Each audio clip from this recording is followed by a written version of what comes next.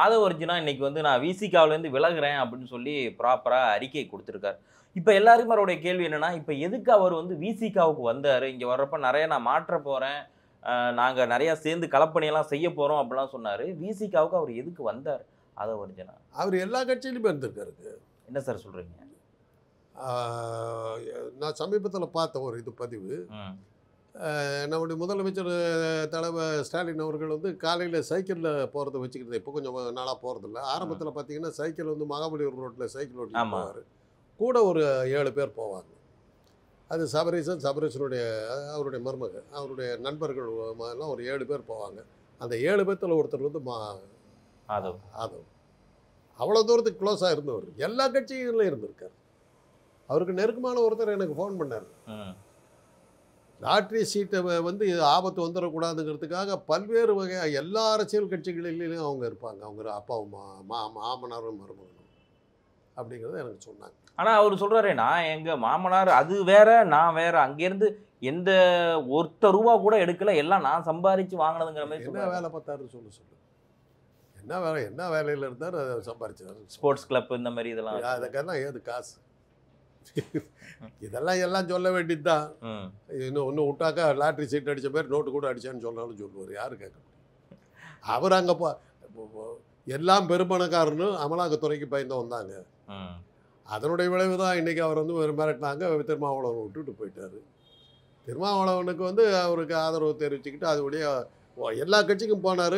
இது யார் கட்சி ஆரம்பித்தாலும் போவார். அது மாதிரி திருமாவளவன்கிட்ட போய் இருந்திருக்காரு. திருமாவளவன் வந்து தனக்கு வந்து ஒரு பொதுவான மனிதருங்கிற ஒரு தலைவருங்கிற ஒரு இமேஜ் வரணுங்கிறதுக்காக ஷானவாஸ் போன்றவர்களெல்லாம் தன்னுடைய கட்சியில் சேர்த்துட்டு பதவி கொடுத்துருக்காரு. பட் ஆனால் இதில் வந்து எல்லாரையும் கொடுத்துருக்காங்க. ஆதவ அர்ஜுனா கொஞ்சம் லேட்டாக தான் இவர் புரிஞ்சுக்கிட்டாரோ இல்லை முன்னாடியே அவரால், ஏன்னா அவர் தொடர்ந்து எதிர்ப்பு சொல்லிட்டு இருந்தார். இவ்வளோ தூரம் இழுத்திருக்க வேண்டியதில்லை அப்படிங்கிற ஒரு விஷயம் இருக்கு இல்லையா? டிஎம்கேல ராஜா எல்லாருமே எதிர்ப்பு தெரிவித்தாங்க. ஆதவ அர்ஜுன் உங்கள் இதில் ஒருத்தர் இருக்காரு, கொஞ்சம் பார்த்து எச்சரிக்கையாக இருங்கன்னு திமுகவினர் கொஞ்சம் மறைமுகமாகவே அதை சொன்னாங்க. அதெல்லாம் கொஞ்சம் லேட்டாக தான் ரியாக்ட் பண்ணியிருக்காரு. இல்லைங்க, ஒருத்தரை வந்து உடனே நீங்கள் கட்சி விட்டு நீக்க முடியாது. அந்த கட்சியில் பதவியெல்லாம் கொடுத்துட்டாரு.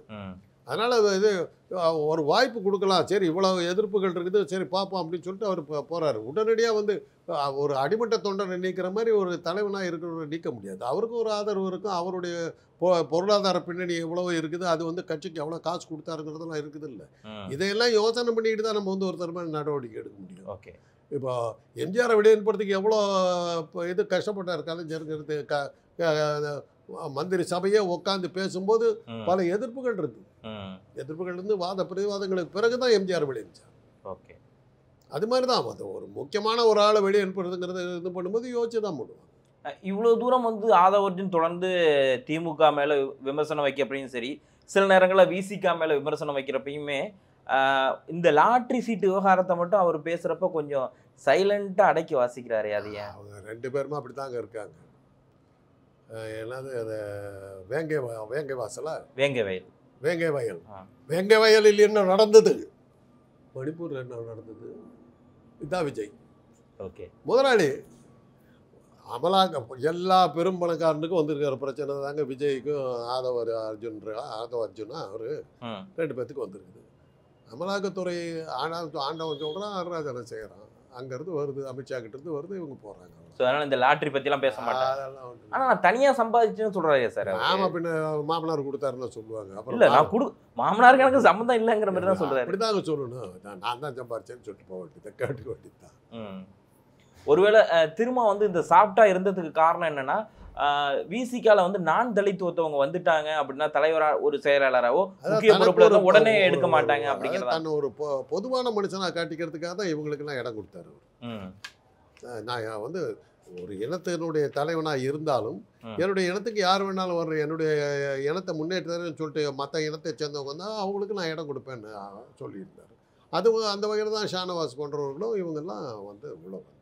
ஓகே, ஸோ இனிமேல் அடுத்த ஆதவ் எங்கே சார் போவார்? பாஜக அவருடைய பி டீம்னு ஆகிடுச்சு. அப்புறம் என்ன, அதுக்கப்புறம் எங்கே போக வேண்டியிருக்கு, அவ்வளோதான். இல்லை, விஜய் கட்சிக்கு போவார். அங்கே போனால் புஷி ஆனந்த் ஏற்கனவே இருக்காருங்க. அதனால அது புஷி ஆனந்தெல்லாம் கொஞ்சம் அப்போஸ் பண்ணுறாங்கன்னு கேள்வி. புஷி ஆனந்தா தான் வளர்த்தவங்க வந்தாச்சு, அப்புறம் அழைச்சவங்க போயிட வேண்டியது தானே. இல்லை, புஷி ஆனந்த் வந்து கடந்த சில நாட்களுக்கு முன்னாடி ஒரு பேட்டி ஒன்று கொடுத்துருந்தார். என்ன சொல்லியிருந்தாருன்னா, மற்ற கட்சிகளை எப்படி இங்கே வந்து சைக்கிள்ல இருந்து எல்லாமே நோட்டீஸ் ஒட்டுறவங்களுக்கு தான் பதவி, மற்ற யாருக்குமே கிடையாதுன்னு சொல்கிறப்போ அது ஆதவ அர்ஜுனா வந்தா உங்களுக்கு பதவி இல்லை அப்படிங்கிறத மறைமுகமா சொல்றாரோ புஷி ஆனந்த்? அதெல்லாம் இனிமே பண்ண முடியாது. அவர் உள்ள வந்தாங்க புஷி ஆனந்தெல்லாம் திமுக தான் போகும். ஓகே, வேறக்க போக முடியும். ஸோ அவருக்கு புஷி ஆனந்த் கொஞ்சம் பயம் வந்திருக்கு ஆதவ் வர்றதுனால. ஓகே, அடுத்த அடி அவருக்கு தான். இல்லை ஒருவேளை எடப்பாடி கிட்ட போறதுக்கான வாய்ப்பு இருக்கா? ஏன்னா ஜெயலலிதா பிறந்த நாளுக்கு ட்வீட் போட்டிருந்தாரு. எடப்பாடி எடுத்த சில விஷயத்த கரெக்டுங்கிற மாதிரி ஆதவ அர்ஜுனா சொல்லியிருந்தாரு. அதிமுகவுக்கு அதிகமான வாக்குகள் இருக்கு அப்படின்னு சொல்லி தந்தி டிவியில பேட்டி கொடுத்திருந்தாரு. அப்படிங்கிற ஒருவேளை எடப்பாடி பக்கம் போக அங்க வாய்ப்பு இருந்து தான் அங்க வந்தாரு. ஓகே, அங்கேயும் அவங்க வந்து காசு கொடுக்காத கட்சியே கிடையாது. புதுசா நாளைக்கு நம்ம ஒரு கட்சி ஆரம்பிச்சா ஒரு அளவுக்கு பாப்புலாரிட்டி இருக்குது வச்சுங்க, நமக்கும் காசு கொடுத்துருவாங்க. போட்டு வச்சுக்கிறது, துண்டு போட்டுக்கிறது, நம்ம சீட்டை பிடிச்சிக்கிறது. அது மாதிரி தான் அவர் மாமனாரும் அவரும் அப்படி தான் இருந்தார். அந்த யாரோ ஒரு இந்த மார்டின் இல்லை தேர்தல் உறுப்பினர் ஒருத்தர் இருக்கார், அவர் பேர் என்ன? பிரசாந்த் கிஷோர். பிரசாந்த் கிஷோர். இந்த பிரசாந்த் கிஷோரோட இருந்தவர் தானே அவர். திமுக வந்து எப்படி ஜெயிக்க வைக்கணும்னு சொல்றதுக்கு ஒரு பெரிய ஆலோசனை, அந்த ஏதோ கதையெல்லாம் விட்டாங்க. இவங்களால தான் ஜெயிச்சதுங்கிற மாதிரிலாம் காட்டிட்டு இருந்தாங்க. இன்னைக்கு ஆளகாணும். இல்லை மோடியே அவங்க தான் கொண்டு வந்து சொல்லிக்கிறாங்க. இல்லை இப்போ ட்ரம்ப்ல இருந்து எல்லா வெற்றிக்கும் நான் தான் காரணம்னு அவங்க 2 பேரும் சொல்லிட்டு இருந்தாங்க. ஒபாமாவோட மாடலை வச்சு எல்லாருக்குமே அவங்க தான் பண்ணிட்டு இருக்கோங்கிற மாதிரி சொல்லிக்கிறாங்க சார். இன்னைக்கு விஷயம் வெளிச்சாகி போச்சு. இப்போ பிரசாந்த் கிஷோர் யார் சேர்ந்தாரா? அவரும் தோத்து போயிட்டாரு. அவர் வந்து சுற்றி சுற்றி பார்க்குறாரு. போன தடவை வந்த போதுக்கு அவருக்கு என்ன பேர் விளம்பரம்? ஆமாம், எப்பேற்பட்ட விளம்பரம். இல்லை திமுகவே பாராட்டினாங்க. ஒரு ஆள் தான் முடிஞ்சுங்கிற மாதிரி அதான் அந்த விளம்பர சக்தி இருக்கிறத வச்சுக்கிட்டு தான் இந்த மாதிரி ஆட்கள்லாம் பிழைக்கிறது. எவ்வளோ பேர் கட்சி மாறி கட்சி விட்டு போயிருக்கிறாங்க. அவங்களுக்கு இல்லாத விளம்பரம் இந்த ஆதவ அர்ஜுனனுக்கு ஏன் கிடைக்குது? மீடியா வகையில் வச்சிருக்காரு. அதுவும் ஒரு விஷயம் தானே சார். அவரோடது மட்டுமே ட்ரெண்ட் ஆகுதே, மற்ற நிறைய பேர் பேசுறாங்க. அது காரணம் உங்களுடைய அடிமைத்தனம். நாங்களா? ஆமா, மீடியால தான் அதிகமா வருது. ஒரு விஜய் கட்சி ஆரம்பிச்ச உடனே பரபரந்துட்டு இந்த துடிச்சு போயிட்டீங்களா? ஆஹா, இந்தியாவே சந்திரமண்டலத்திலிருந்து தெரியுது அந்த கூட்டங்கிறதுலாம் ஆரம்பிச்சிட்டீங்க. இல்ல அவரே சொன்னாரு, நிறைய இடத்த விட்டுட்டு பணத்தை எல்லாமே விட்டு வர்றது எதுக்குன்னா உங்கள் விஜய் இதுக்காகத்தான் அப்படின்னு சொன்னார்ல. அதனால எல்லா தலைவனும் அப்படி தாங்க சொன்னான். எல்லாத்தையும் விட்டுட்டு தான் நான் வந்திருக்கேன்னு சொன்னான். அவங்களுக்கெல்லாம் நீங்கள் விளம்பரம் கொடுக்கல. சினிமாக்காரர் ஒருத்தர் வந்தாருன்னு போய் நின்றுக்கல அத்தனை கேமரா தூக்கி வச்சுக்கிட்டு. இன்றைக்கி ஆதவ அர்ஜுனுக்கு ஏன் கொடுக்குறீங்க? விஜய் கூட இருந்ததுனால தான். திருமாவளவங்கிட்ட இருந்தவர்கள் என்னைக்கா ஆதவ அர்ஜுனை பற்றி பேசியிருக்கீங்களா? கிடையாது. விஜய்கிட்ட வந்த பிறகு தானே பேச ஆரம்பிச்சிருக்கீங்க. என்ன சினிமா கவர்ச்சி? ஸோ இதுக்கு பின்னாடி ஒரு அஜெண்டா இருக்குமோ? மீடியாக்களுக்கு சினிமா கவர்ச்சியில் மயங்கிற மீடியாக்கள் இருக்கிறவங்களும் இந்த மாதிரி ஆட்கள் வந்துக்கிட்டு தான் இருப்பாங்க. ஸோ இது ஒரு சாபம் மாதிரி சொல்கிறீங்க. தமிழ்நாட்டை பிடிச்ச சாபம். ஓகே, ஒருவேளை விசிகால இருக்கவங்க நிறைய பேர் ஆதவ அர்ஜுனுக்கு சப்போர்ட் பண்ணுற ஒரு டீமும் அங்கே இருக்காங்க. இருப்பாங்க. அவங்க ஒருவேளை பிரிஞ்சு போகிறதுக்கு வாய்ப்பு இருக்கு. ஒரு 10 பேரை கூட்டிகிட்டு வந்திருப்பார். அந்த 10 பேர் அவரோட போயிடுவாங்க. இதனால விசிகா உடையிறது திமுக. இப்போ எம்ஜிஆரோட எத்தனை பேர் போனாங்கன்னு நினச்சிங்க? கட்சிக்காரர் யாரும் போகல. கட்சியில் ஒருத்தவங்க அப்படியே தான் இருந்தாங்க. பட் டிஎம்கேல ஒரு சலசலப்பு வந்துச்சு இல்லையா? தொண்டர்கள் போயிட்டாங்க. தொண்டர்கள் போயிட்டாங்க. அதே மாதிரி இங்கே விசிகா இப்போ வந்து பழனிசாமி கிட்ட வந்து அவருடைய ஆட்கள் அப்படியே இருக்கிறாங்க. ஆமா, தொண்டர்கள் இல்லையே. அதிமுக தொண்டர்கள் எங்க போனாங்கன்னு தெரியல. ஒவ்வொரு தேர்தலுக்கு அடிபட்டு தோத்துக்கிட்டுல போயிட்டு இருக்கு. அவங்களாம் எங்க போனாங்கன்னு தெரியல. ஆனால் அந்த எம்எல்ஏக்கள் அந்த கட்சி நிர்வாகிகள் பூரா பழனிசாமி கிட்ட தான் இருக்காங்க. ஏன்னா அவங்கெல்லாம் வந்து அவர் கூடவே இருந்தவங்க. அவங்களால அந்த தொண்டர்களை ரீட்டைன் பண்ண முடியல, போயிட்டாங்க. அதே தான் எம்ஜிஆர் கட்சி விட்டு வெளியே போனபோது கலைஞரால் அந்த தொண்டர்களை நிறுத்த முடியலை. அவ்வளோ பேர் போனாங்க. அதுக்கப்புறம் தான் கொஞ்சம் கொஞ்சமாக ஒவ்வொரு தேர்தலுக்கும் எம்ஜிஆருடைய வாக்கு குறைஞ்சிக்கிட்டே வந்து ஒவ்வொரு தடவை ஒரு தப்பிச்சது வந்து ஒரு தடவை முதல் தடவை ஜெயிச்சார். அதுக்கு அடுத்தபடி உடம்பு சரியில்லை, படுத்தார் எடுத்தார். இப்படி தான் அவர் தேர்தலில் அவர் ஜெயிச்சதுக்கு காரணமே அது. அடுத்தாப்பலையில் தான் அவர் வந்துக்கிட்டே இருந்தார். அந்த செகண்ட் டைம் வந்து டிஸ்மிஸ் பண்ணாமல் இருந்திருந்தாக்கா ஜெயிச்சிருக்க மாட்டார். மூணாவது தடவை வந்து ஏறத்தாழ அவர் உடம்பு சரியில்லாமல் படுத்துறது போது கலைஞர் பண்ண ஒரு சின்ன தவறு தான் அவர் திருப்பி கொண்டு வந்தது.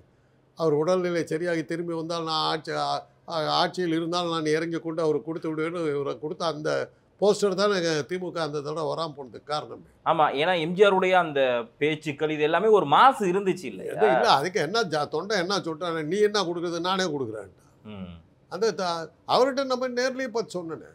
இந்த ஏன்னா நான் மதுரையில் இருக்கிறேன். அந்த போஸ்டர் ஒட்டும் போது ஓகே, மதுரையில் ரோட்டில் நின்றுக்கிட்டு டீ குடிச்சிக்கிட்டு இருக்கிறேன். ஒரு விஷயமா ஒரு ஃபங்க்ஷனுக்காக போயிருந்து நான் ரோடு போய் ராசாமி ஒரு ரோட்டில் நின்றுட்டு என் ஃப்ரெண்ட்ஸுக்குள்ள டீ குடிச்சிக்கிட்டு இந்த போஸ்டரை ஒட்டுறாங்க. அங்கேயே இருக்கு. இவர் என்னையா கொடுக்குறது, நாமளே கொடுத்துருவோம் அப்படின்னு அப்பவே அந்த போஸ்டர் ஒட்டுமே நேராக வந்து சொன்னேன். எம்ஜிஆர்ட்ட கலைஞர்கிட்ட. ஓகே, என்னங்க இப்படி ஒரு போஸ்டர் ஒட்டிட்டீங்கன்னு, நீ போ வேலையை பார்த்துட்டு போட்டார். ஆனால் அதுக்கப்புறம் வந்து அவருக்கு வேண்டப்பட்டவங்கள்ட்ட சொல்லியிருக்காரு, அவன்லாம் வந்து சொன்னாயா.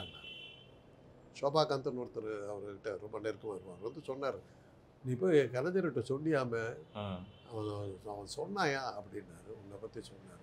அந்த அளவுக்கு அவர் அது அந்த அந்த அதனால தான் இந்த 3வது தடவை எம்ஜிஆர் ஜெயிச்சதுக்கு காரணம் அந்த உடம்பு சரியில்லாமல் படுத்திருந்தா கூட அனுதாபலியில் கூட அவர் வர்ற மாதிரி நிலைமை இல்லை. இவர் பண்ண இந்த தேவையில்லாத ஸ்டண்ட்டில் தான் அவர். பட் ஆக இது எதுக்காக சொல்ல வர்றேன்னா,